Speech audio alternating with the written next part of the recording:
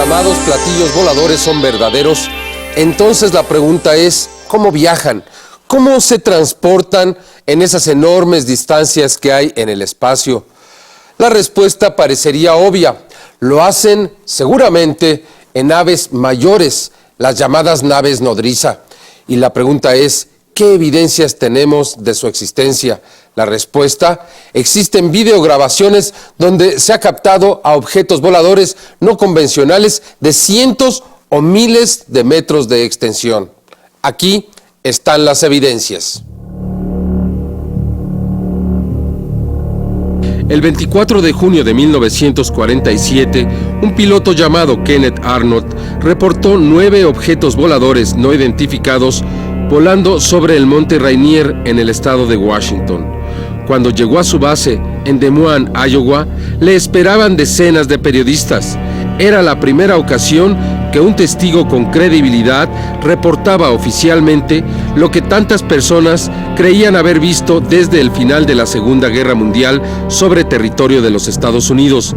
Arnold dijo que los objetos eran como platillos voladores, y desde entonces se acuñó ese término para describir a las naves de posible origen extraterrestre. Pocos años después, George Adamski fue el primero que habló de las llamadas naves nodriza e incluso las fotografió. Sin embargo, hasta muy recientemente no se habían vuelto a tener evidencias que sugirieran la presencia de naves de gran tamaño. No obstante, desde 1989 se les ha venido observando, fotografiando y videograbando con frecuencia, a veces en el espacio, a veces dentro de la atmósfera terrestre, a veces a plena luz y otras escondidas entre nubes. En esta fotografía, la última que tomó la nave de la ex Unión Soviética, Phobos 2, se observa a un gran objeto en las inmediaciones de la luna natural Phobos. Considere usted el tamaño de este objeto si la luna tiene un diámetro de 37 kilómetros.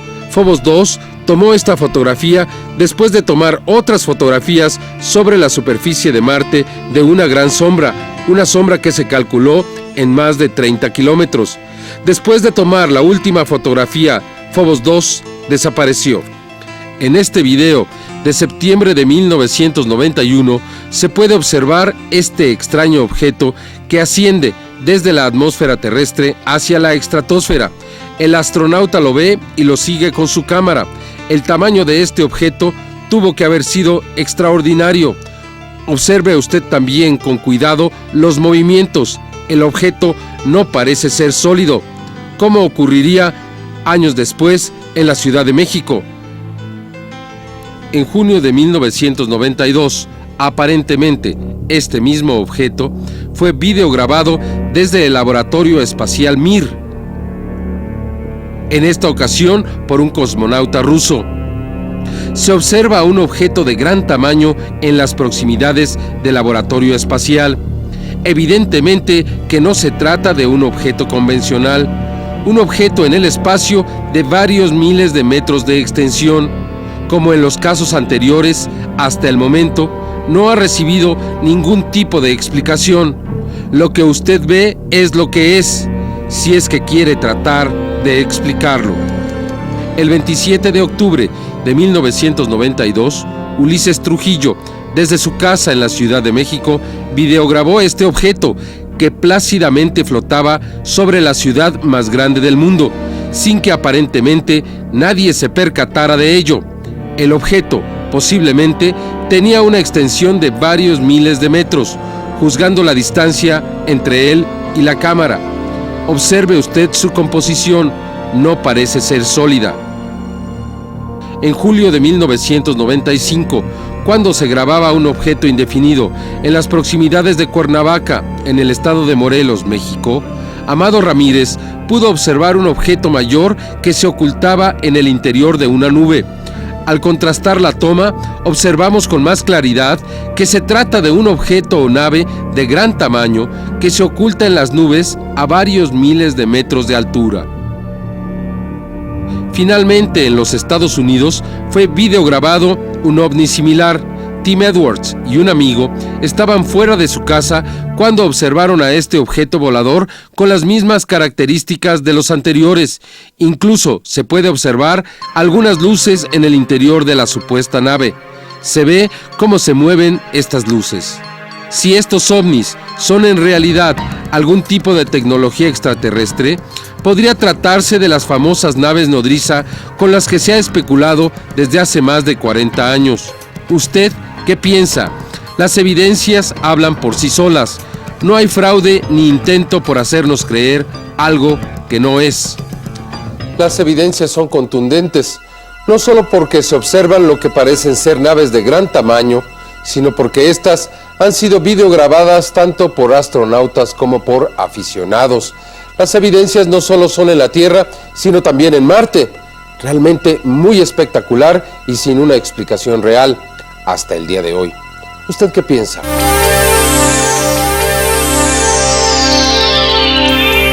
¿Usted que esperaba evidencias irrefutables de la realidad ovni, posiblemente extraterrestre? Le presentamos estos videos. Son videos fuera de lo común. El primero de ellos grabado en 1992 y el último en 1996. En cada uno podemos observar una gran cantidad de ovnis, haciendo formaciones, a veces en movimiento, a veces totalmente estáticos. En otras ocasiones, ocultos entre las nubes, y en todos ellos formando figuras que consideramos podrían ser de algún tipo de mensaje que estamos tratando de analizar. Observe con cuidado. A partir de la experiencia narrada por George Adamski en 1952, en la que planteaba la posibilidad de que existieran verdaderas flotillas de ovnis, en diversas ocasiones algunos testigos han asegurado haber visto 20, 30 o hasta 50 objetos voladores no identificados simultáneamente, a veces incluso haciendo formaciones. Gracias a la cámara de videotape ha sido posible en los últimos años captar imágenes que demuestran que tales flotillas de ovnis existen. Las primeras de ellas fueron videograbadas en los Estados Unidos en la década de los 50. Sin embargo, eran solo unos cuantos objetos. A partir de la década de los 90, estas videograbaciones se han multiplicado. En México se han grabado 5 de estas flotillas en diversos estados y la Ciudad de México, aunque se sabe que en manos de particulares existen más videos, especialmente en la ciudad de Puebla. En esta videograbación, cuya primera parte ya habíamos visto, Ulises Trujillo pudo captar a un gran objeto en el centro de la Ciudad de México. Al observar con cuidado, vemos que algunos puntos brillantes más pequeños parecen estar saliendo desde el interior de lo que podría ser una nave nodriza. Posteriormente, vemos cómo estos ovnis hacen una formación y vuelan juntos. Observe con cuidado. Los objetos se mueven uniformemente, prácticamente sin perder la formación. Los ovnis se mueven de manera paralela al suelo, es decir, que no están ascendiendo, sino moviéndose sobre la cabeza del camarógrafo. Vea cómo a pesar del movimiento, los objetos mantienen su posición, lo que descarta la posibilidad de un fraude. Casi 2 años después, cerca del Aeropuerto Internacional de la Ciudad de México, Tomás Islas logró captar estas imágenes. Él, en realidad, quería videograbar a un helicóptero de la policía que participaba en un tiroteo, cuando descubrió a estos puntos brillantes en el cielo. En este caso, los ovnis no se mueven, se mantienen estáticos, haciendo una figura que podría ser algún tipo de mensaje, como si fuese una constelación estelar. La evidencia también es prácticamente infalsificable. El 7 de diciembre de 1994, Alex Fernández Cooper se encontraba videograbando escenas para hacer un comercial de una escuela en Tampico, puerto mexicano en el Golfo de México, cuando algunos niños llamaron su atención. Muchos objetos luminosos se veían en el cielo. Con su cámara captó a estos objetos, que de acuerdo a su testimonio, estuvieron en el lugar durante más de media hora. Observe usted cómo cuando los ovnis se encuentran en cielo claro, se les observa luminosos, mientras que cuando están cerca de las nubes, se les ve oscuros. En este caso también se encuentran estáticos, haciendo extrañas figuras en el cielo. Observe estos detalles, un medio círculo con un extraño símbolo en la parte inferior. Realmente fantástico, un video extraordinario. Poco antes de morir, don Tomás Islas se convertiría en la primera persona que ha videograbado en 2 ocasiones diferentes más de 20 objetos haciendo extrañas formaciones en el cielo. Su segundo video es muy especial. En primera instancia observamos a los objetos metidos entre las nubes.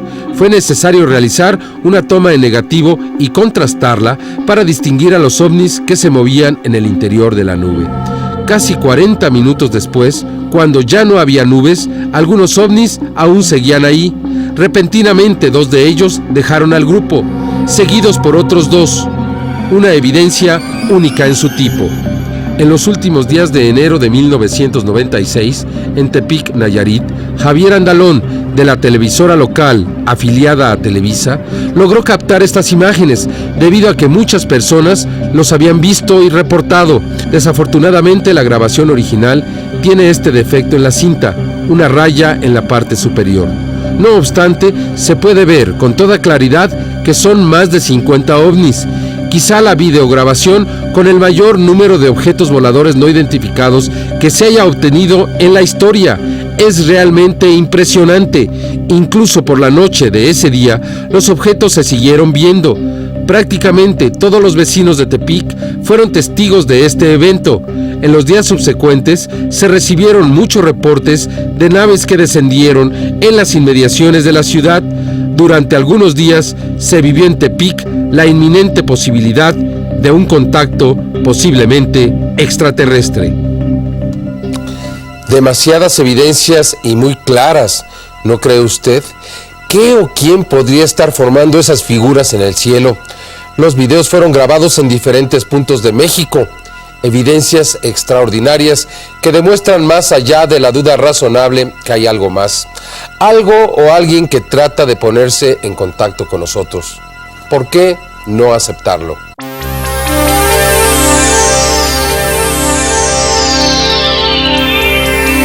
En 1987, Whitley Strieber, un escritor de ciencia ficción, planteaba una realidad que causaba temor: los secuestros por seres extraterrestres. El libro Communion se convirtió en un bestseller internacional. Lo más preocupante es que Strieber decía que sus experiencias eran reales. Rápidamente otros, como Bob Hopkins, psicoanalista e investigador, presentó los primeros elementos que daban un sustento científico al fenómeno de los secuestros. Esta es la historia. ¿Será posible que una persona pueda ser secuestrada por seres extraterrestres en su propia habitación mientras está dormida? ¿Será posible que después de haber sido llevada, como dicen, a una nave, horas después despierte en su casa, en su cama? Esto no parece posible, y durante años aún los propios investigadores del fenómeno ovni no habían considerado seriamente estos testimonios. Sin embargo, a partir de 1993, el trabajo de 2 investigadores médicos, los doctores Darrell Sims y Lear, la historia de los secuestrados o abducidos ha cambiado. Estos médicos han encontrado en varias decenas de personas que aseguran haber sido secuestradas implantes en sus cuerpos. Implantes rodeados de tejido nervioso, localizados en algunas partes del cuerpo prácticamente inaccesibles, al menos sin una intervención quirúrgica. Todos estos nuevos elementos han dado una nueva dirección a la investigación de los llamados abducidos o secuestrados. La idea de la presencia extraterrestre en nuestros asuntos privados, al parecer, no es algo nuevo, sino viejo en muchas formas. Sin embargo, el motivo de dichas visitas es objeto de constante estudio por parte de expertos en conducta humana, psicólogos y psiquiatras que, de alguna forma, se han involucrado con este fenómeno desconcertante, casi siempre a través del contacto con una persona abducida, es decir, que recordaba su experiencia. Uno de ellos, el Dr. John Carpenter, quien a través del análisis y la hipnosis regresiva trata de ayudar a quienes no pueden superar el trauma vivido por esta experiencia. What is frightening for abductees is the fact that they do not understand what is going on. No one explained it to them. They are not in control. And anytime you take someone and take away their control and do not explain what is happening to them, they are going to get upset. But as people study this, explore it, and learn more about it, the fear goes away because information takes its place. And that is a very powerful transition and transformation for the individual. Esta experiencia con el Dr. Carpenter fue realizada a bordo de una embarcación en la ciudad de Brisbane, en Australia, donde lo acompañamos a realizar una investigación. El miedo a la repetición, sobre todo, es lo que los abducidos tratan de evitar a toda costa en la mayoría de los casos. Resulta incómodo el hablar abiertamente sobre una experiencia de este tipo, por el temor a las burlas y al ridículo. Pero el fenómeno es más extenso de lo que aparenta. De hecho, y según las estadísticas, se creía que la mayoría de las personas que han vivido esta experiencia eran norteamericanos, pero no es así. En todo el mundo, en mayor o menor escala, el fenómeno se repite constantemente. El fenómeno de los secuestros o abducidos no es algo que deba tomarse a burla por parte de nadie, sino con respeto por algo de lo cual no somos capaces de comprender, sobre todo la ciencia moderna, que al parecer teme enfrentarse al fenómeno en forma oficial y mucho menos abiertamente. The science should be looking at this for the simple reason that this is one of the most important things facing mankind. Truly, if we have extraterrestrials visiting our planet and interacting in this way with our fellow mankind, there couldn't be anything more important to study. And science itself should always take a look at new and different things and not be afraid to look, not cling to old ideas and theories and established processes. They should open up and completely look at this because there's plenty of data there to be taken seriously. Esta investigación continuará.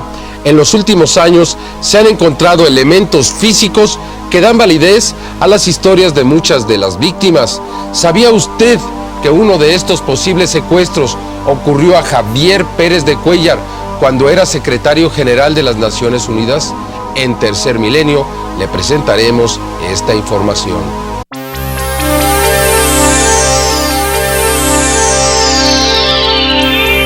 En 1961, una historia que pasó desapercibida para los medios de información se convirtió en el primer caso documentado de un secuestro por extraterrestres. Desde entonces, los mismos elementos encontrados han estado presentes en la mayoría de los casos, así como las técnicas desarrolladas para realizar su investigación. Conozcamos más profundamente el caso de los esposos Hill. Hoy conoceremos el caso de los esposos Betty y Barney Hill, una pareja de Nueva Inglaterra que el 20 de septiembre de 1961 fue protagonista del que se considera uno de los primeros casos de secuestros por extraterrestres estudiados hasta ahora. Todo ocurrió cerca de la medianoche, cuando los esposos Hill se encontraban viajando de New Hampshire a Montreal a bordo de su automóvil. En un cierto punto del camino, vieron una extraña luz rojiza, volando sobre la cima de una montaña a 45 kilómetros de distancia. La nave entonces voló hacia ellos, situándose en medio del camino, y los Hill detuvieron su vehículo. Barney salió del auto y a través de sus binoculares pudo observar varias figuras humanoides a través de las ventanas del extraño objeto. Figuras humanoides que, al parecer, no terminarían ahí su encuentro. It was at this point, the beings that had been on the craft were now standing in the middle of the road, a dirt road, blocking our way. The car motor stalled. They separated, came up on each side, took us out of the car, and at that point, I realized that they undoubtedly planned to take us on board. And that even increased my fears. Los esposos Hill continuarían su viaje prácticamente sin recordar nada, solo la nave que vieron en la carretera. No obstante, al llegar a su destino, se percataron de que habían transcurrido varias horas más de lo planeado. A partir de entonces, los esposos Hill desarrollaron una angustia permanente a la que no podían dar una explicación. Ello motivó que acudieran al médico para tratar de encontrar una respuesta. fueron sometidos a regresiones hipnóticas separadamente para conocer lo que ocurrió durante las horas siguientes al encuentro. El Dr. Benjamin Simon, después de varias sesiones, fue capaz de recrear la totalidad de la experiencia a través de la hipnosis regresiva. Sus conclusiones no dejaban lugar a dudas. Betty y Barney Hill vivieron realmente una experiencia con seres extraterrestres. Los seres que salieron de la nave los habrían introducido a ambos a diferentes salas, similares a quirófanos. Ahí les habrían practicado análisis de los ojos, oídos, nariz, garganta, piel y sistema nervioso. Inclusive, habrían realizado en la señora Hill análisis similares a los del embarazo, que no fueron inventados incluso sino hasta los inicios de los años 70. Una vez terminados los exámenes, los extraterrestres habrían mostrado a Betty Hill unos extraños paneles donde aparecían dibujados mapas estelares. Al parecer se trataba de las rutas de vuelo que esos seres utilizaban durante sus viajes a la Tierra y a otros planetas.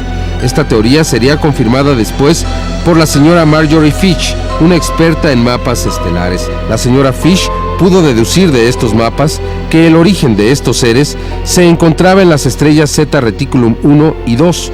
Estas conclusiones avalaban la experiencia del matrimonio Hill, que sin embargo recibiría un último elemento que fue entregado a Betty Hill y que vendría a dar toda la veracidad al testimonio de esta pareja de Nueva Inglaterra. I received a copy of the radar report from Pease Air Force Base, where they had tracked an unidentified craft at 2:14 a.m.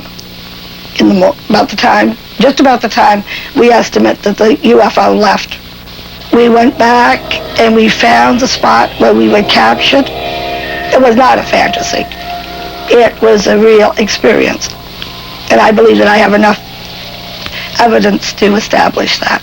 Después de la experiencia, los esposos Hill continuaron recordando su extraño encuentro del 20 de septiembre de 1961.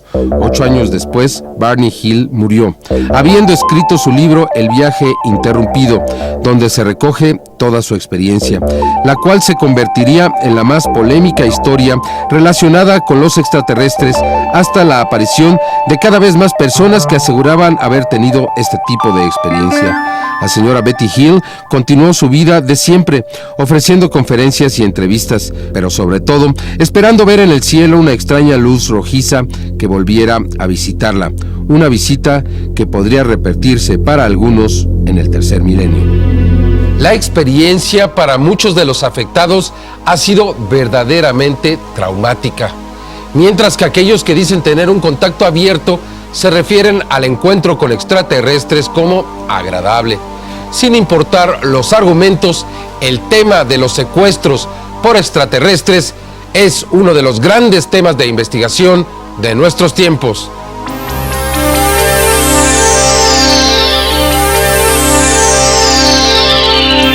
Sin duda que el trabajo de especialistas como John Mack, un psicoanalista ganador del Pulitzer, catedrático y miembro de la Facultad de Harvard, dan otra dimensión a la investigación del tema de los secuestros por parte de seres extraterrestres. Recientemente tuvimos la oportunidad de entrevistar al Dr. John Mack en Brisbane, Australia, donde nos tocó asistir a un congreso. Esta es la entrevista. El fenómeno conocido como abducción, o bien los secuestros a humanos por extraterrestres, constituye un desafío para la ciencia, una verdadera invitación a la investigación y la comprensión de una realidad que cada día se revela más activa entre todos los círculos sociales. Por fortuna, existen verdaderos profesionales que, lejos de negar sin conocer los hechos, se han abocado al análisis profundo de esas experiencias. Uno de ellos es el Dr. John Mack, psiquiatra de la Universidad de Harvard y ganador de un premio Pulitzer por sus investigaciones. El Dr. Mack se involucraría en este fenómeno gracias a otro estudioso de estas experiencias, el Dr. Bob Hopkins. Desde 1990, John Mack ha analizado a más de 100 personas que declaraban haber sido abducidas y ha trabajado con ellas usando la hipnosis regresiva. técnica controvertida, pero que ha demostrado su importancia en los resultados de las terapias del Dr. Mack en Boston, donde realiza sus investigaciones. El Dr. Mack ha encontrado que las historias de los secuestrados por extraterrestres, además de repetitivas, son consistentes y bien fundamentadas, llenas de un profundo sentimiento. Fue capaz de determinar que las evidencias físicas eran tan importantes como las psicológicas en el tratamiento de estos traumas y que era necesario integrar la experiencia a la vida del abducido, ello a través del enfrentamiento con la experiencia vivida, usando la hipnosis regresiva, terapia que daba por resultado no solo la superación del miedo, sino el descubrimiento de grandes cualidades en los protagonistas de tales experiencias. One of the most interesting things about it is the relationship between the trauma and the transformation that occurs in these people. They're not contradictory. We think, well, something is hurtful and traumatic, that it's bad, it's negative. But it's not that. It's traumatic, but then they grow to a whole nother level of intuition, of insight about the way we live, critical of the whole approach we have to one another, to the political system, to the environment. So it's a kind of... it's not just an individual process of growth, but it appears to be something which is affecting, could potentially affect the whole way we look at ourselves and at reality. Fue inicialmente criticado por sus colegas de la Universidad de Harvard por causa de sus investigaciones sobre este tipo de experiencias que oficialmente no son aceptadas por la ciencia. Sin embargo, a raíz de la publicación de su libro Abductions o Contactos, como fue titulado en español, esta posición de rechazo ha cambiado en forma impresionante. Hoy no solo se le permite trabajar libremente por el mundo, sino que es considerado como una autoridad dentro del tema de las abducciones.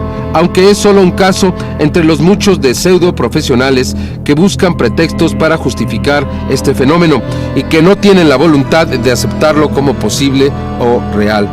Parece ser que la ciencia encuentra gran dificultad en aceptar algo que aún no puede entender.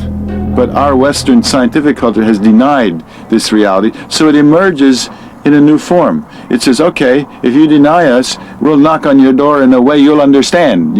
Spaceships, they look like airplanes, we can understand spaceships, abduction, we understand abduction, physically taking people, cuts, lesions on people's bodies. That speaks in the material language, and if that's the only language we know, then the unseen will speak to us in that language. Actualmente el Dr. Mack continúa realizando investigaciones en otros casos de abducción por todo el mundo. Recientemente estuvo en México entrevistando a algunos protagonistas de este tipo de experiencias. El informe y los resultados de sus investigaciones en nuestro país serán motivo de un nuevo programa de esta serie. Un programa que espera recibir sus opiniones y sus aportaciones sobre este polémico tema que ya forma parte de la conciencia del tercer milenio. Cada vez está más cercano el momento en que se acepte formalmente la existencia de estos fenómenos, que nos visiten seres extraterrestres y que estos interactúen con el ser humano, aunque como en el caso de los secuestros, sin respetar nuestra libertad, continuaremos esta investigación.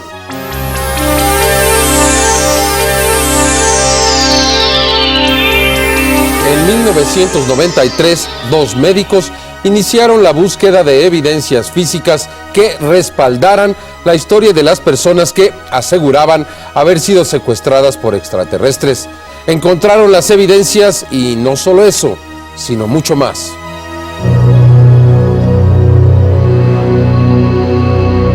Los implantes constituyen sin duda la evidencia más importante que demuestra la realidad de los llamados secuestros o abducciones por extraterrestres.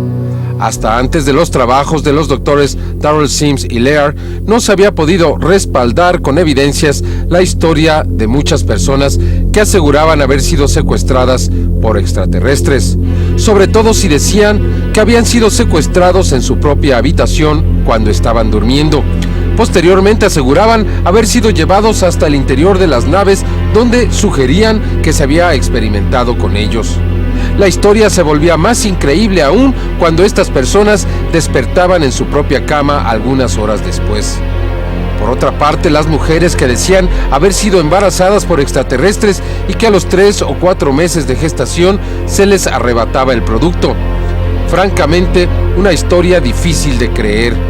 Sin embargo, el Dr. Sims, un reconocido médico que abiertamente asegura haber sido él mismo secuestrado cuando era un joven, creyó en las historias increíbles y, por difícil que parezca, les ha dado una base firme, una base que se puede investigar.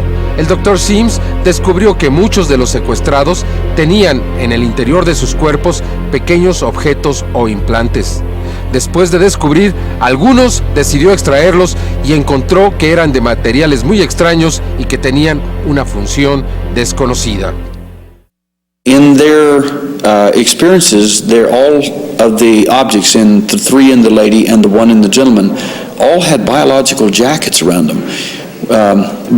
This is very important, before the surgery, I told the doctors, I said, it's important for you to know that you're not going to find any signs of inflammation in these people. Well, right off the bat, the doctor says, we've got 60 years between us. If there are objects in anyone, there's going to be acute or chronic inflammation. That will happen. I said, in these cases, I don't think you're going to find that. He said, okay. And I said, the second thing you're going to find is a lot of nerve tissue. He said, Darryl, the nerves in the toe are quite small, almost microscopic. We won't find a bunch of nerve tissue. I said, I need to tell you this before the surgery. No one will believe it afterward if it comes out this way. In a nutshell, again, the pathology reports came back and remarkable results. Nerve tissue everywhere. No signs of inflammation. So we found some rather interesting things in the first 2 surgeries. Se encontró que los implantes estaban por lo general rodeados de nervios. Se localizaban en lugares prácticamente inaccesibles sin una intervención quirúrgica. No se encontró ninguna herida que pudiera señalar esa posibilidad, ni tampoco un historial médico en tal sentido. No se pudo demostrar la función real de los implantes, aunque se ha llegado a suponer que podría ser la misma que tienen los implantes que nosotros colocamos en animales, es decir, para conocer sus hábitos, su conducta, sus movimientos y para saber en cualquier momento dónde se encuentran. El Dr. Sims también localizó ciertas características en las personas con implantes. One is science and technical. Another is spiritual and psychical. And the third group, which is 2 more, is people who have psychological or physiological learning abilities without being taught or being taught much. This is real interesting. Now, we don't think that they're interested in the volume or the quality of information you have. They don't care. They already know more than you do anyway, and they don't care. But they do care about how you process. We think that abductees may be processing information or data in ways that are very interesting to them, and we're not sure what that means yet, if it means anything. Aunque una persona puede llevar uno de estos implantes por mucho tiempo sin sufrir molestias, repentinamente estos se vuelven incómodos, quizá por un rechazo natural del cuerpo, de tal forma que en ciertos casos los implantes pueden causar dolores de cabeza hasta molestias mucho más complejas.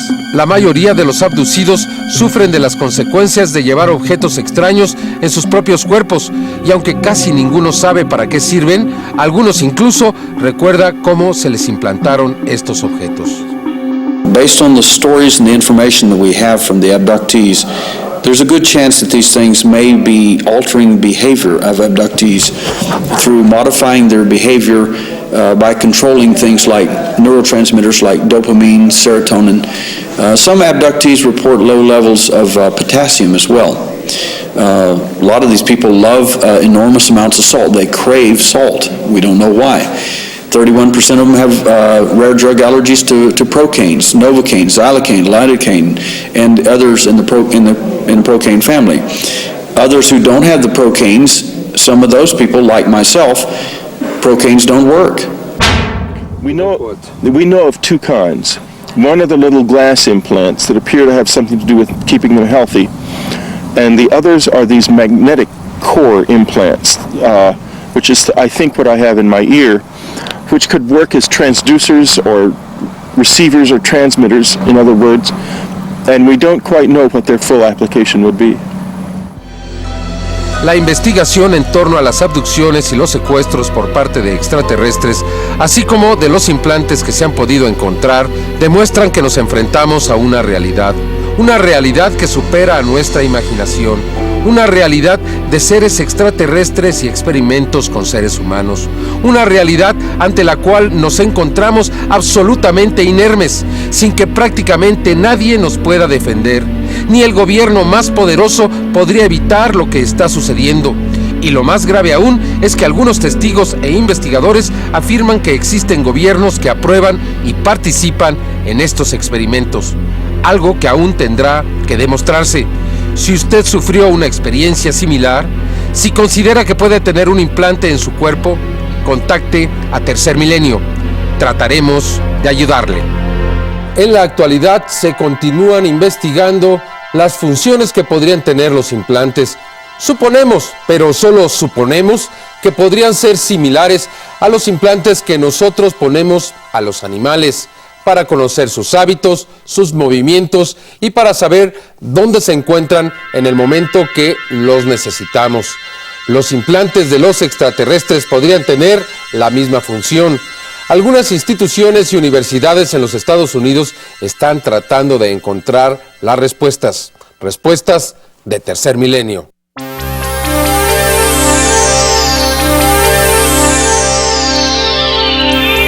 El 13 de marzo de 1997, en Phoenix, Arizona, entre las 9:45 y las 10 de la noche, muchos testigos observaron 7 objetos voladores no identificados prácticamente estáticos. Algunas personas grabaron en video las extraordinarias imágenes, las cuales fueron presentadas en todos los noticieros de la televisión local y en algunos de la televisión nacional en los Estados Unidos. La noche del 13 de marzo de 1997, los habitantes de Arizona, en los Estados Unidos, fueron testigos de un evento impresionante. Más de 10,000 personas pudieron observar claramente una serie de objetos luminosos sobre los cielos de Phoenix durante cerca de 10 minutos. Pero no solo la ciudad de Phoenix fue testigo de tales avistamientos, también Tucson, Prescott y Glendale, en Arizona, y otras más reportaron el paso de extraños objetos entre las noches del 10 y el 13 de marzo. Las televisoras locales hicieron eco del extraordinario acontecimiento, pocas veces visto en esa magnitud en esa área de los Estados Unidos. Algunas personas fueron capaces de grabar en video estos objetos luminosos que sobrevolaron la zona en formación, quedando estáticos durante algunos minutos y apareciendo y desapareciendo ante miles de testigos presenciales. Algunos de los objetos se dividían en 2 partes y otras veces fueron grabados volando en formación similar a una letra B invertida, como vemos en esta otra imagen. Los objetos luminosos y con colores rojizos volaban del noreste al sureste de la ciudad de Phoenix. Todo el evento del 13 de marzo duró cerca de 2 horas, considerando los reportes de las diferentes ciudades por las que fueron reportados los avistamientos. Uno de los testigos, el señor Tom King, fue capaz de grabar uno de esos eventos. Otro testigo, que prefirió no ser identificado por su nombre, y su esposa también pudieron ver los ovnis volando sobre Phoenix. Ellos creen que la población podría temer por causa de los programas televisivos y las películas que han manejado una idea negativa de los extraterrestres.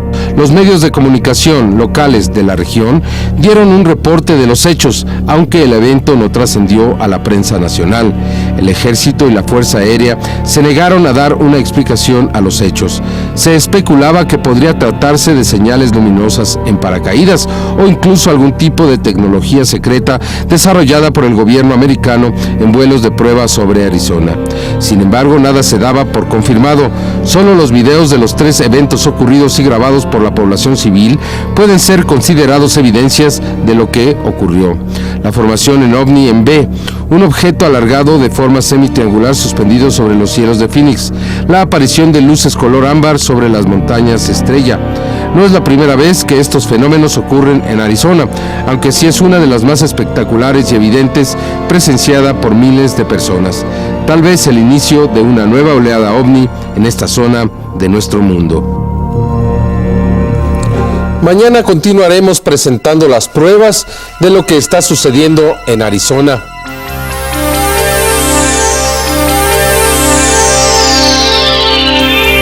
En diciembre de 1996, las Fuerzas Armadas de Colombia, así como algunos astrónomos profesionales, fueron testigos de un avistamiento múltiple de ovnis. Como ya ha sucedido en México, en Colombia fue grabada una verdadera flotilla de objetos voladores no identificados, pero además fue observada en telescopio. Esta es la historia. Durante una práctica militar aérea sobre Bogotá, Colombia, las Fuerzas Armadas tuvieron la oportunidad de ser testigos de la presencia de objetos voladores no identificados en los cielos de esa ciudad sudamericana.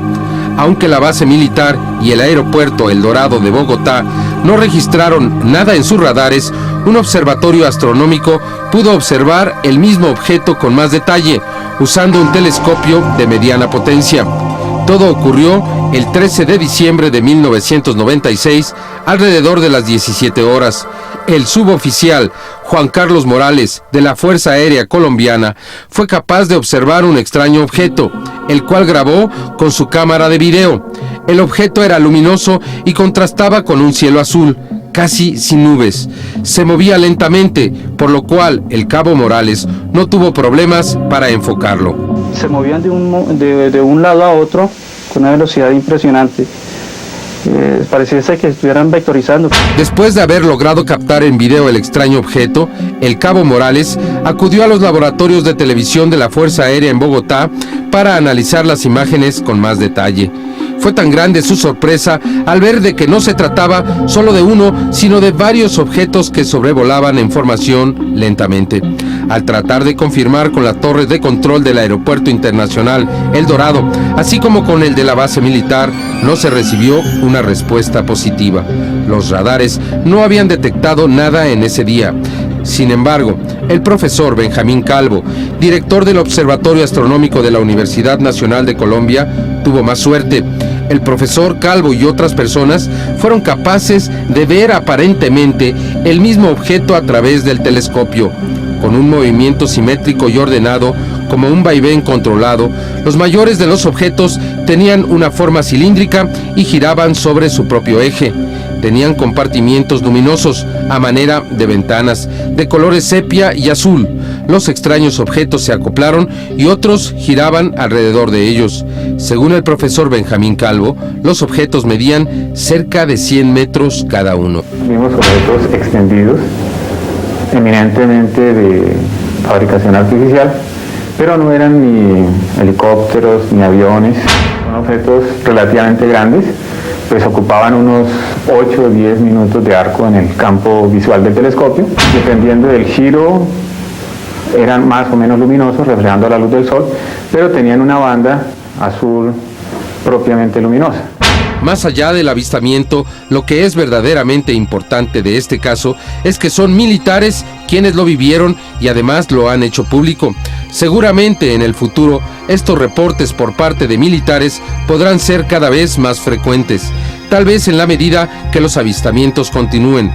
Algo que parece ser un signo de estos tiempos, un signo del tercer milenio. Sin duda que continuarán los avistamientos de ovnis en todo el mundo.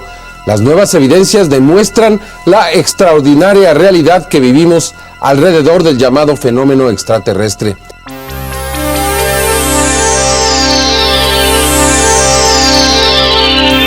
En agosto de 1994 se publicaron 3 fotografías en Italia que mostraban a un extraño ser de apariencia extraterrestre. La historia decía que Federico Caponi las había tomado en su casa y que su abuela era testigo de ello.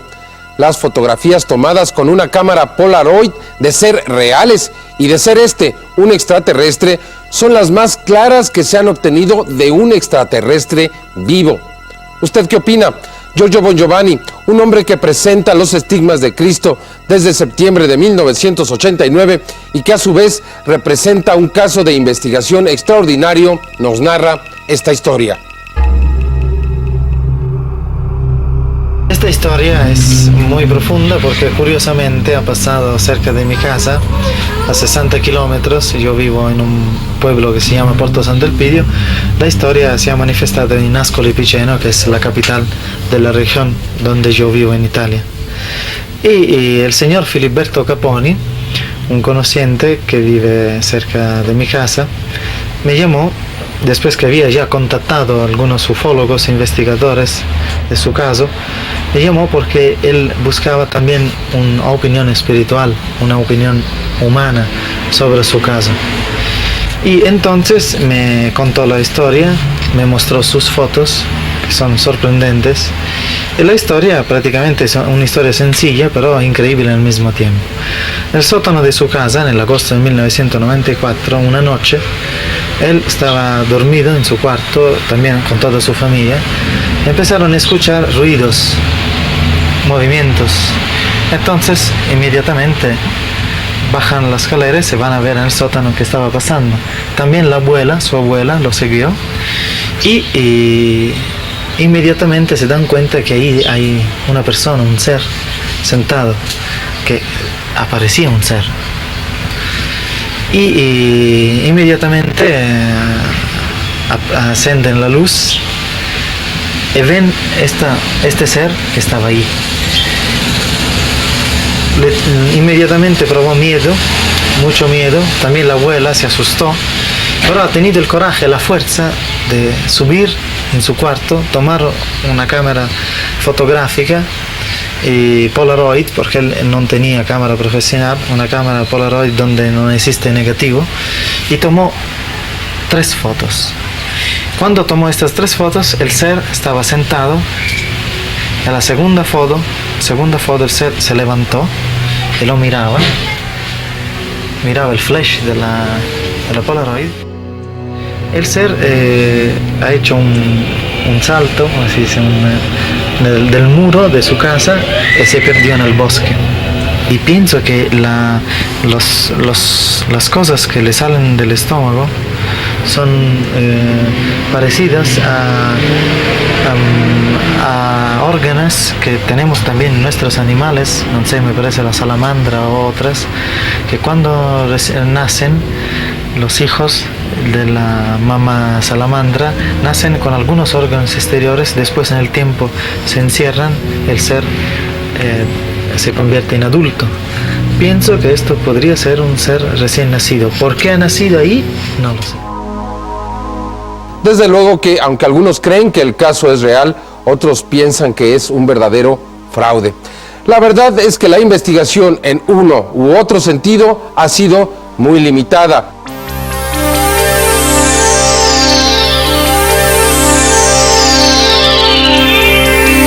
Parece que en el Ecuador se vive una verdadera oleada de avistamientos ovni. En diciembre de 1996, los camarógrafos de la televisora Gamavisión fueron capaces de videograbar un extraño objeto. Esta es la historia.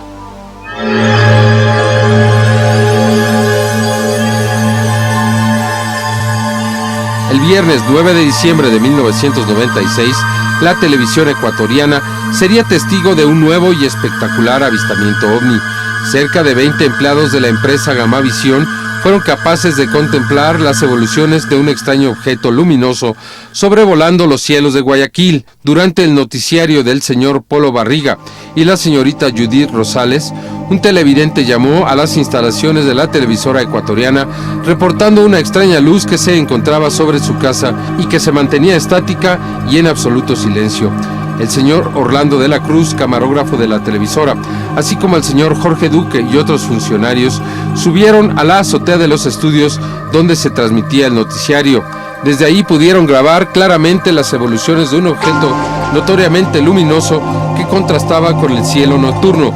Se trataba de un objeto gigantesco, primero estacionario e igual a una estrella, que posteriormente cambiaría su forma a un triángulo dividiéndose en varias partes y desplazándose hacia el centro de la ciudad. Mientras esto era grabado en formato U-Matic por el camarógrafo, la señora Mariana Gallardo de Samaniego, telefonista de la televisora, recibía más de 40 nuevos reportes del mismo objeto por parte de los televidentes.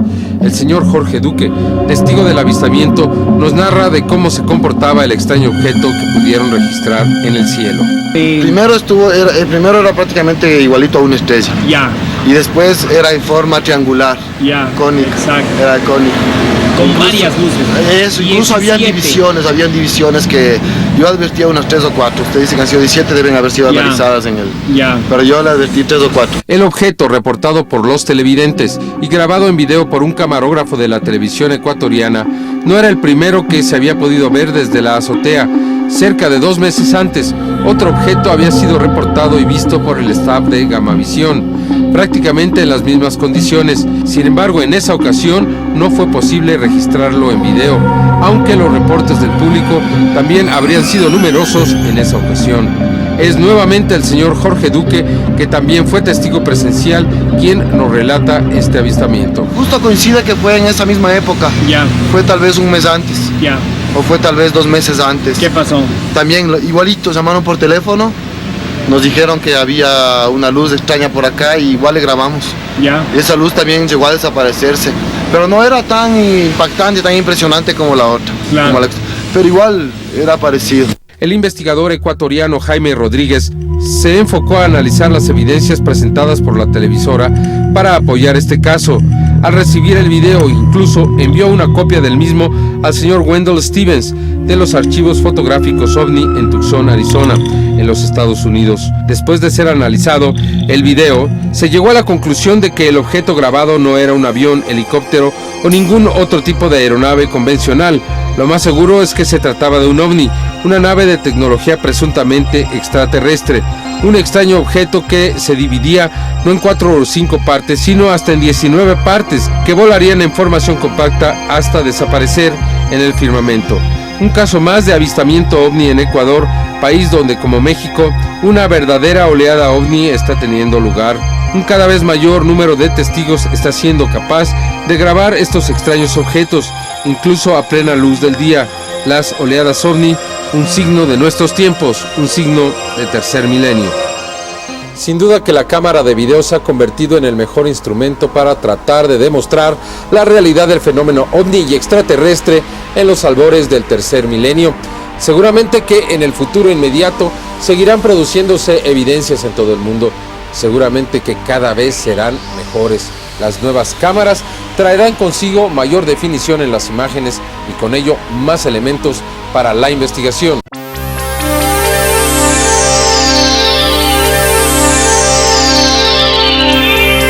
El astronauta John Blaha vivió una experiencia extraordinaria. Fue seguido por un OVNI cuando se encontraba a bordo del transbordador espacial Discovery. El caso quedó registrado en una cinta de audio. Esta es la historia. El 24 de marzo de 1989 quedaría marcado en la historia de la investigación OVNI como la fecha en que una indiscreción militar permitió confirmar la presencia extraterrestre en el espacio.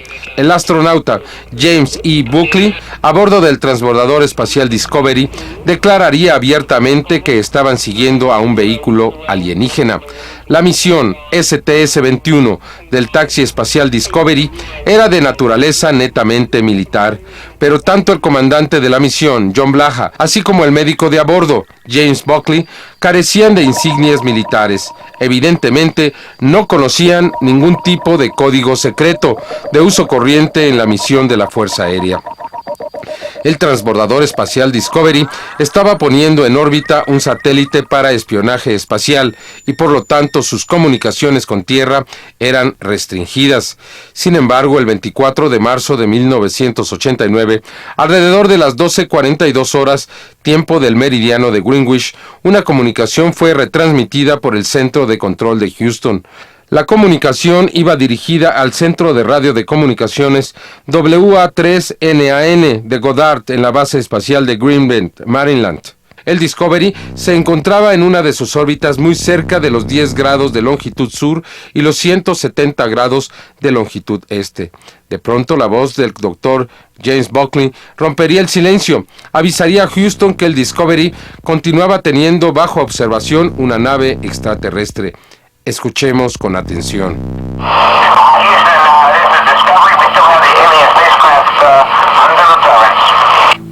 Escuchemos nuevamente, pero ahora será la grabación integral, desde que la WA3NAN anunciaba que estaban retransmitiendo la señal del Discovery.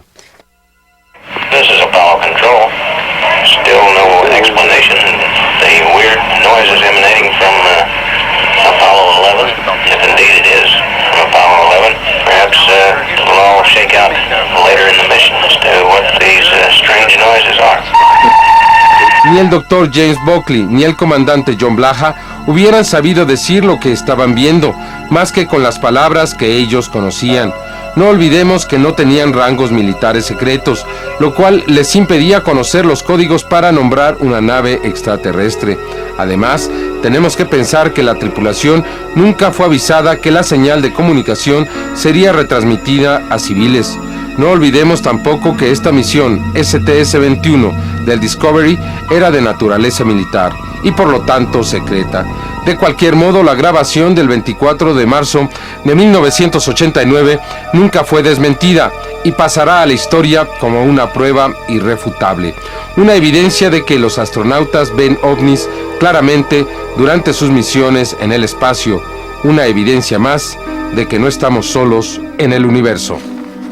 Son innumerables las pruebas que la NASA tiene en su poder que demuestran incidentes extraños ocurridos a diferentes misiones que han sido enviadas al espacio, tripuladas y no tripuladas. Continuaremos presentando las evidencias.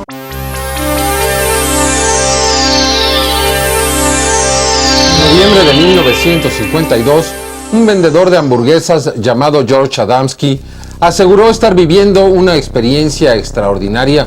Dijo estar en contacto con seres de otros planetas. Después presentó fotografías y películas que le dieron la vuelta al mundo. Publicó 3 libros que se vendieron en todo el planeta. Después la historia fue atacada, desprestigiada y hasta ridiculizada. Casi 45 años después, el caso se mantiene como uno de los más completos. Las fotografías y películas de Adamski son algunas de las mejores. Esta es la historia.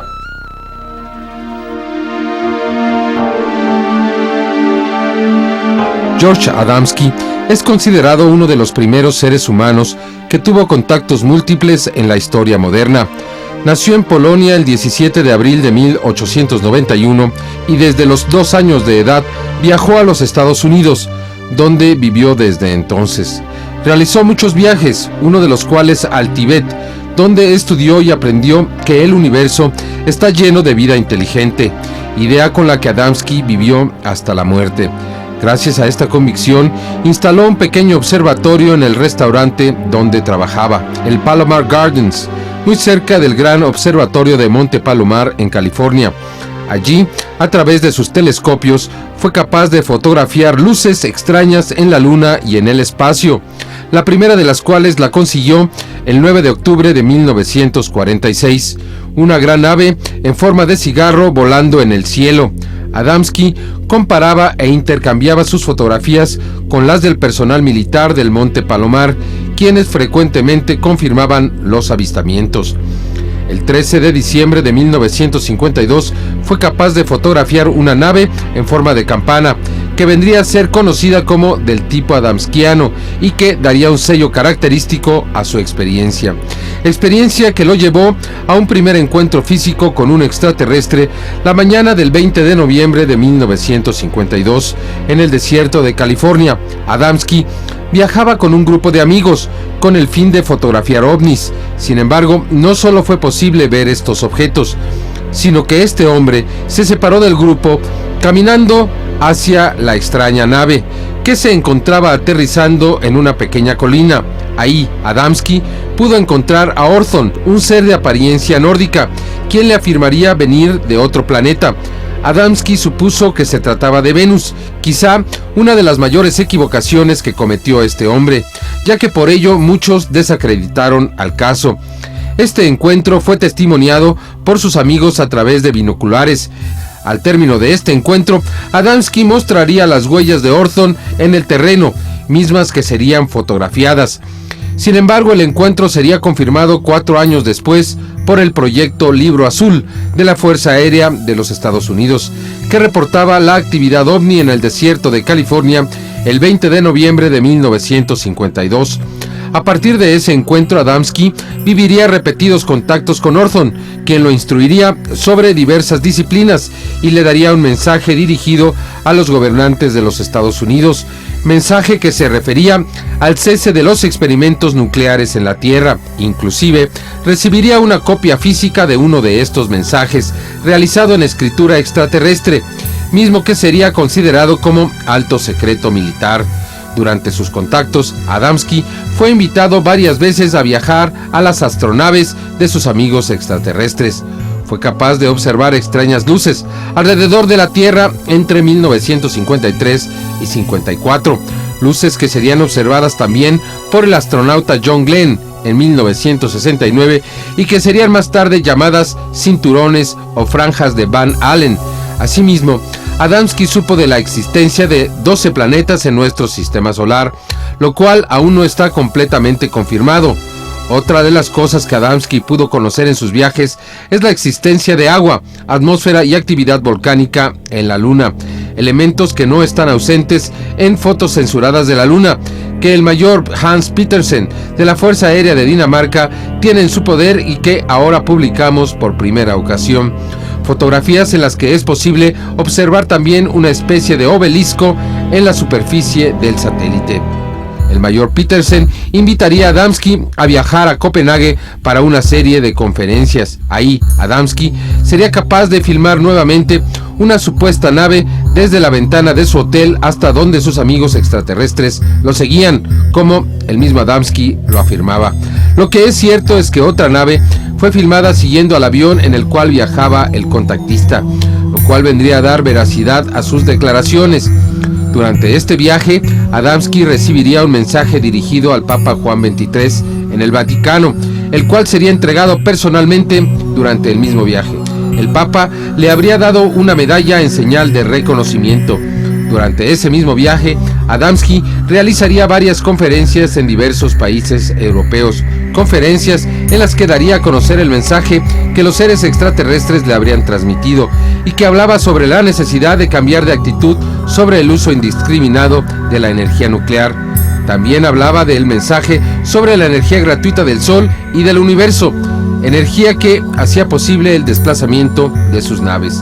Las naves que serían vistas por otras personas que vendrían a ser testigos de tales encuentros, como Desmond Lely, el capitán Glenn Steckling, Madeleine Rutherford, personas que inclusive serían capaces de filmar otras naves en pleno vuelo, muy similares a las que Adamski fotografiaba y filmaba él mismo. Filmes y fotografías que le han dado ya la vuelta al mundo y que han sido considerados falsos por sus detractores, pero auténticos para la mayoría de los investigadores del fenómeno ovni. Sin embargo, la polémica se centra en la calidad de los filmes, que no son lo suficientemente claros en varias ocasiones. Un ejemplo lo tenemos en estas imágenes de Adamski logradas en Silver Springs, en el estado norteamericano de Maryland, en diciembre de 1964. Podemos observar un extraño objeto inclinado que vuela erráticamente entre los árboles, siendo seguido por la cámara del contactado. Su definición no es buena, pero el extraño objeto es perfectamente apreciable. Sin embargo, en otras ocasiones las imágenes son muy claras, casi contundentes. Ello lo vemos en este film de la señora Madeleine Rutherford, del 26 de febrero de 1965. La señora Rutherford, empleada del gobierno norteamericano, participó en una de las experiencias de contacto de George Adamski. Fue capaz de filmar a corta distancia una nave con su propia cámara de cine, alrededor de las 8 de la mañana de ese día. En esa filmación se puede apreciar un objeto en forma de campana, muy similar al de las primeras fotografías de Adamski, un objeto que cambia de forma en su parte interior, nave que fue posible observar, según la señora Rutherford, durante casi 10 minutos, y cuya forma se considera un clásico dentro del estudio del fenómeno ovni. Una nave redonda, acampanada, con 3 esferas en su parte superior y una central que aparentemente contendría el sistema de propulsión de la aeronave. Tanto estos filmes como las fotografías de Adamski serían analizadas por un experto en física y óptica que trabajaba al servicio de la compañía Kodak Eastman en Rochester, Nueva York, el señor William Sherwood. Él usaría la más avanzada tecnología de su tiempo para analizar las características de la película y de las imágenes, llegando a la conclusión de que no se trataba de trucos o fraudes de fotografía. Sin embargo, actualmente los filmes y fotografías relacionados a este contactado siguen siendo motivo de análisis y polémica por parte de los investigadores. Robert Osler es uno de ellos, quien también ha analizado este material, concluyendo que es auténtico. Otro de los testigos, el señor Glenn Stecklin, también sería capaz de observar algo a través de la ventana de un tren en Alemania en septiembre de 1967. Objetos que fueron filmados volando en formación por el padre de Stecklin. Otras imágenes inéditas que Tercer Milenio presenta por primera ocasión en la televisión mexicana. Son estas secuencias que George Adamski filmó en México durante uno de sus viajes. En la primera toma se alcanza a apreciar una nave en forma de cigarro, remarcada por el círculo rojo. En la siguiente se puede apreciar un objeto luminoso volando entre las nubes. En la tercera toma es posible observar una esfera blanca volando frente a los arbustos, señalada con el círculo rojo. Sin embargo, es posible ver el domo de una nave mayor detrás de las ramas del mismo arbusto. Estos y otros filmes y fotografías fueron parte de las evidencias que George Adamski dejó como demostración de su contacto. Imágenes que no dejan de ser polémicas, pero que en realidad no se ha demostrado que sean falsas. Imágenes de objetos que aún hoy es posible fotografiar y videograbar, y que sin embargo para Adamski fueron en muchos sentidos el motivo de su existencia. Existencia que se detuvo el 23 de abril de 1965 con un ataque al corazón, después del cual Adamski sería enterrado en el Cementerio Nacional de los Héroes en Arlington, en Washington, D.C., lugar donde se encuentra hasta nuestros días una lápida en memoria de uno de los contactados más grandes de nuestros tiempos. El caso de George Adamski es uno de los clásicos del fenómeno ovni. Aún es un misterio por qué se encuentra sepultado en el Cementerio Nacional de Arlington, un lugar reservado para los héroes de guerra. ¿Qué es lo que aún no sabemos de Adamski? ¿Cuántos secretos se guardan aún de este caso? Solo el tiempo nos dará las respuestas. ¿Cuáles son las posibilidades de que en verdad existan evidencias inexplicables en torno al cometa del siglo, el Hale-Bopp? Le presentamos a usted fotografías donde se observa al cometa Hale-Bopp sin objetos cerca de él y otras donde algo parece estarlo siguiendo. La primera fotografía fue obtenida por la Universidad de Hawái. La segunda apareció en el internet. Días después, la Universidad de Hawái hizo una denuncia pública en contra, dijeron, de esta falsificación. Hasta aquí estaríamos de acuerdo. Sin embargo, de acuerdo a algunos televidentes, las fotografías del cometa que presentamos en nuestra emisión anterior eran diferentes, así es que decidimos compararlas. En efecto, se observa un movimiento de algunas estrellas en ambas imágenes. Sin embargo, una posibilidad es que las fotografías tuvieran un tamaño diferente, así es que realizamos un análisis más riguroso. Amplificamos el tamaño de la segunda fotografía con equipos especiales. Siguiendo como guía los 3 puntos luminosos en el centro, se empalmaron ambas imágenes y así se comparó el movimiento de las estrellas. En esta ocasión no se observa un movimiento aparente de los puntos luminosos entre ambas imágenes. La única diferencia visible es el punto que aparece en el centro de la segunda imagen, así como el resplandor del cometa, ya que en ambas es diferente. Por ello consideramos que la segunda fotografía es falsa, posiblemente una broma. De tal forma que la denuncia de la Universidad de Hawái parece tener fundamento. Es virtualmente imposible que la fotografía de un cometa que se acerca a la Tierra sea igual si es tomada desde 2 puntos diferentes en nuestro planeta. Es importante señalar que hasta el momento no se ha presentado ninguna evidencia lo suficientemente clara como para considerar que algunos objetos siguen al cometa. Solo una fotografía no muy clara que fue presentada en internet en octubre de 1996, así como las declaraciones del Dr. Lee Chargel, ex científico de la NASA, que asegura que estos objetos siguen al cometa. Al investigar al Dr. Chargel, encontramos que sí se encuentra en la lista de los nombres de los especialistas que construyeron el telescopio Hubble, y por ello lo consideramos una fuente respetable. En los Estados Unidos, la noticia de estos objetos que supuestamente siguen al cometa ha generado tal impacto que incluso se le ha relacionado con el trágico suicidio de 39 personas en San Diego hace algunos días. Y ello también resulta difícil de entender y de creer. Por ahora, resulta importante mantener la objetividad, la cordura y la mente abierta a cualquier posibilidad que pueda ser sustentada, pero solo con evidencias. Hasta el momento, la noticia de los objetos detrás del cometa no ha sido confirmada. El cometa Hale-Bopp se ha convertido en un punto de controversia. Mientras algunos aseguran que objetos extraños lo están acompañando, otros dicen que es absolutamente falso. Por ahora sería prudente volver nuestros ojos hacia el cielo. De cualquier forma, el Hale-Bopp se ha convertido ya en el cometa más significativo del siglo que termina. Usted puede observarlo en estos momentos al anochecer. Es realmente espectacular. Antes se asociaba a estos eventos astronómicos con grandes noticias. Hoy se consideran simples coincidencias o supersticiones. ¿Usted qué piensa? Este es el cometa del final de este siglo. Soy Jaime Maussan y este es el tercer milenio. La última semana de marzo, 39 integrantes de una secta decidieron cometer un suicidio colectivo. De acuerdo a los integrantes de la secta La Puerta del Cielo, Heaven's Gate, lo hicieron para abandonar sus cuerpos terrestres y de esa manera abordar una supuesta nave que sigue al cometa Hale-Bopp. En testimonios grabados en video, los suicidas dijeron que estaban seguros de lo que iban a hacer.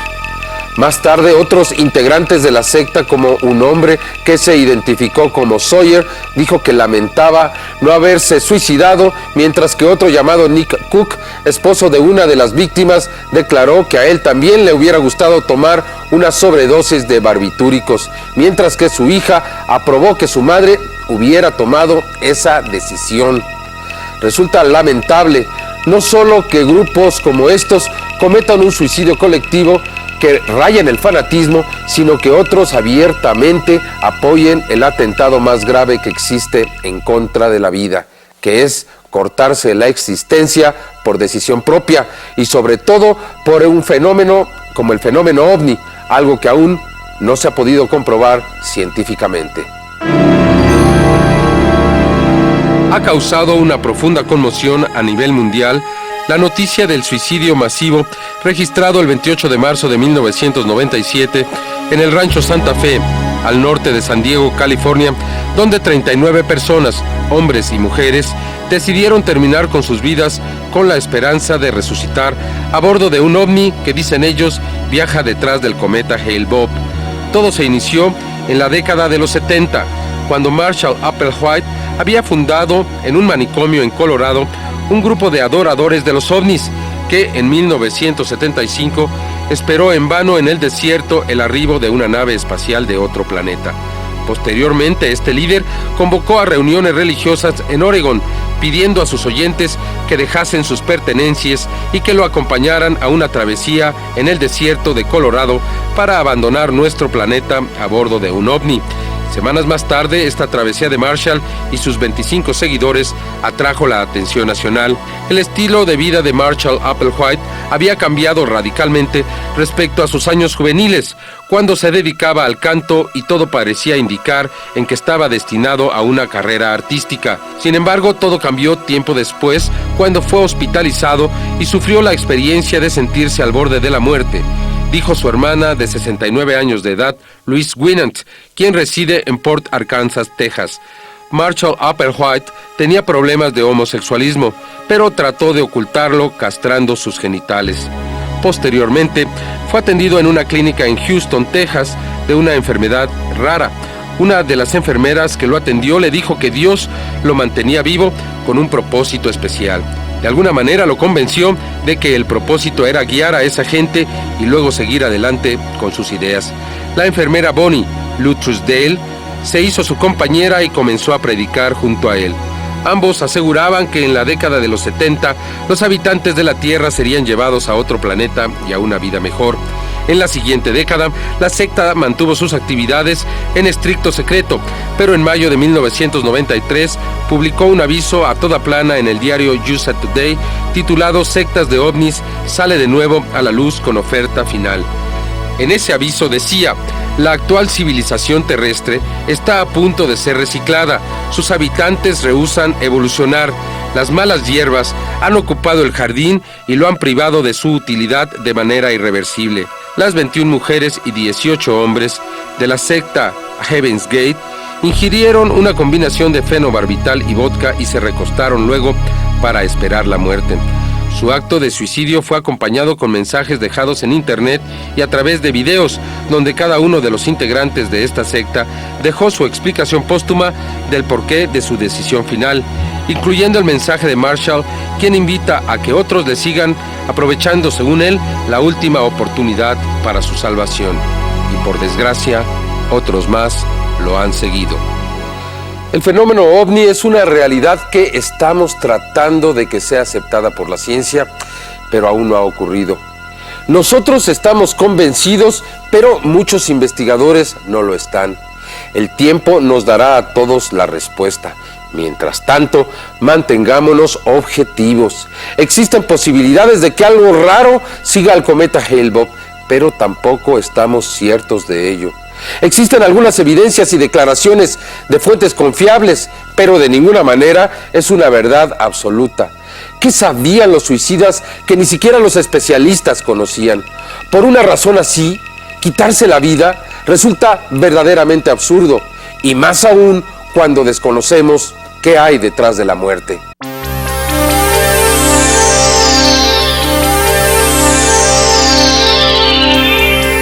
Ciudad Juárez aparentemente se ha convertido en un verdadero punto de contacto.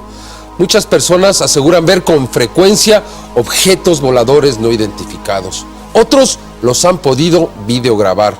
Niños que aseguran haber tenido contactos del tercer tipo y otros más que manifiestan haber experimentado situaciones extraordinarias.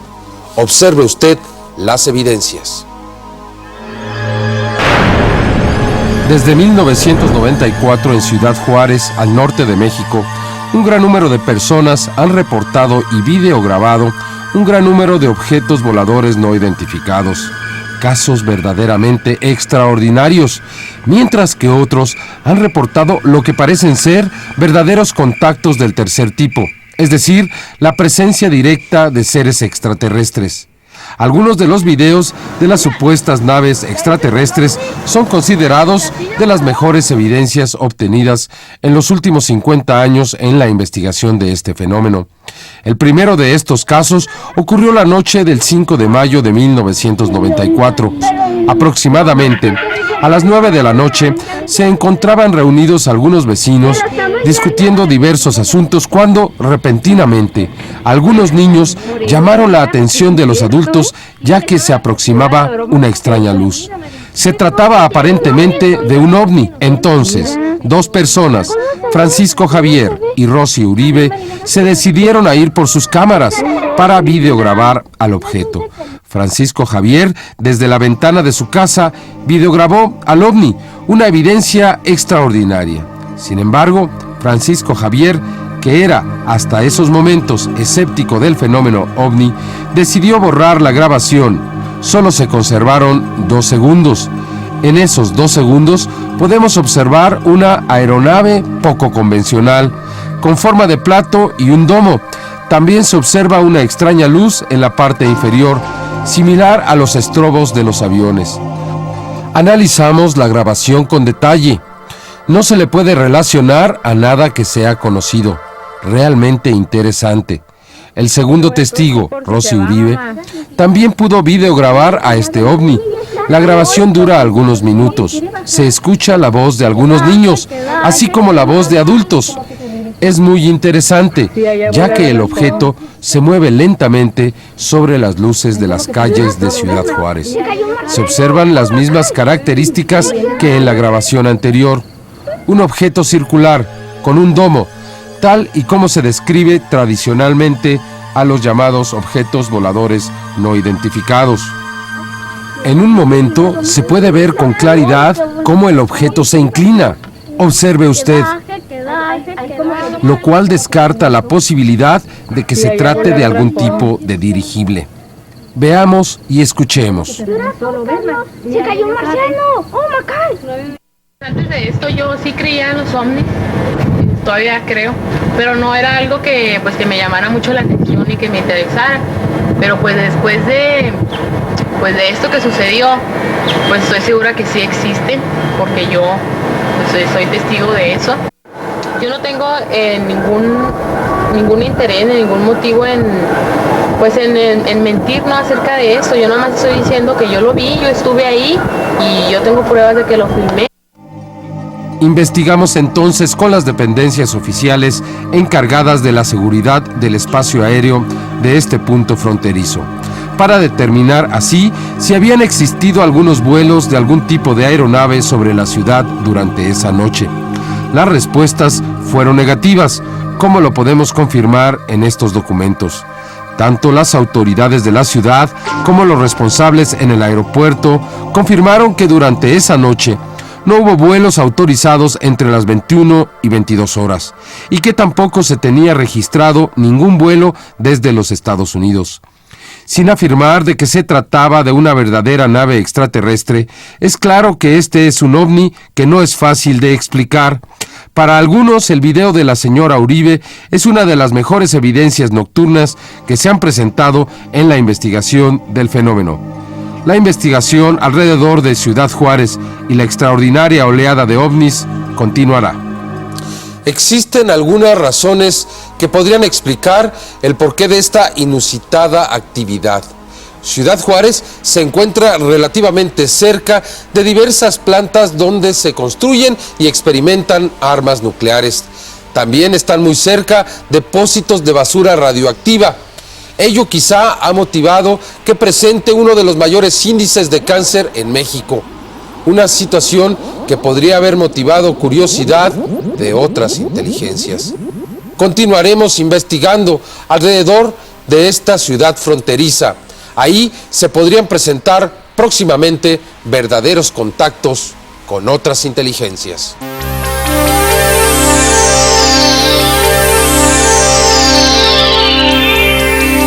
Recientemente vino a México un equipo de investigadores de la Gran Bretaña y de Noruega. Llegaron a nuestro país para tratar de encontrar otra explicación al fenómeno de los ovnis que han conmocionado a la Gran Bretaña. Al realizar sus investigaciones, se sorprendieron de encontrar niveles muy altos de magnetismo cerca del volcán Popocatépetl. El investigador Martín Aparicio hace unos días estuvo en la casa de Tercer Milenio para hablarnos de sus experiencias extraordinarias con este equipo de investigadores. Gracias, Martín, por aceptar estar aquí en la casa de Tercer Milenio. ¿Nos quieres decir qué fue lo que sucedió con estos investigadores ingleses? ¿Qué fue lo que encontraron con sus aparatos?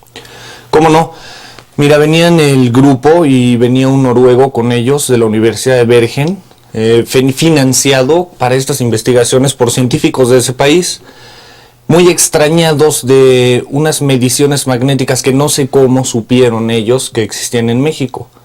Traía un aparato de medición magnética que era un cilindro con un plato de aluminio conectado a una computadora y una impresora, que eso medía, según ellos me dicen, las tormentas de magnetismo que hay. Nos acercamos a Puebla, llegamos allá, fuimos a Tlimeyaya, un punto muy cercano de Metepec, Puebla también, y subimos a la supuesta montaña exactamente enfrente del Popo, donde hay muchos avistamientos. Al encender el aparato, comenzó a registrar inmediatamente unos niveles de magnetismo verdaderamente sorprendentes. Yo no conocía el aparato, yo vi un manchón en la gráfica, yo dije, eso no, la gente, o sea, esto es increíble. Parecía un manchón de tinta nada más, azul, roja y verde. Más adelante... Como una bandera. Como una bandera, exactamente. Ellos pensaron que este aparato estaba descompuesto, que no funcionaba, que con el viaje se les había averiado, y que no era posible que existiese tanto magnetismo en un punto de la Tierra. Entonces me pidieron regresar a Puebla en ese momento de Tlimeyaya. Regresamos a Puebla, encendimos todo el equipo con una planta de luz que llevábamos y se hizo un test para verificar el aparato. Fue impresionante. Las mediciones fueron un hilito de tinta nada más contra aquella gráfica impresionantemente tupida. Y la última noche que dijeron, bueno, pues esta última y nos vamos, estaba el aparato encendido, estaba la gráfica saliendo manchada, con un magnetismo tremendo, y justo en el momento que la gráfica redujo los niveles de dibujo, aparecieron 184 flashazos potentes con una separación exacta de 2 segundos entre cada uno en las faldas del Popocatépetl. Cuando montamos las guardias todas las noches y apareció esto y tuvo la alteración en el momento con el aparato, esa relación fue lo que los convenció. Dijo, aquí algo hay, definitivamente. El video no se compara con ninguno de los que tú tienes, es una cosa no clara. Repito, 184 flashazos de luz impresionante, pero nada más. Y ellos, siendo escépticos, habiendo visto mejores videos y dudándolos, este video es una fortuna para ellos. Como uno de ellos dijo, era su noche de suerte. ¿Qué podrá hacer todo esto? Híjole, qué tercer milenio se viene, ¿no? Quién sabe qué sea, honestamente. Muchísimas gracias, Martín. Creo que es algo que es muy bueno que el público mexicano sepa. Hay mucha actividad en el volcán Popocatépetl. Ha habido muchos avistamientos en esa área. Alguna correlación debe existir y creo que debemos estar atentos. Ahora que lo comentas, ellos pensaban al inicio que podía ser la actividad volcánica, el magnetismo que se registraba. Cuando hubo esa alteración, o sea, no fue una constante. Cuando hubo esa alteración y aparecieron las luces, dijo, no, espérate. Aquí hay una relación, pues rara, ¿no? De algo que viene de fuera. Muchísimas gracias, Martín. Gracias. De tal forma que el volcán Popocatépetl aún encierra muchos enigmas, algunos relacionados con el fenómeno OVNI.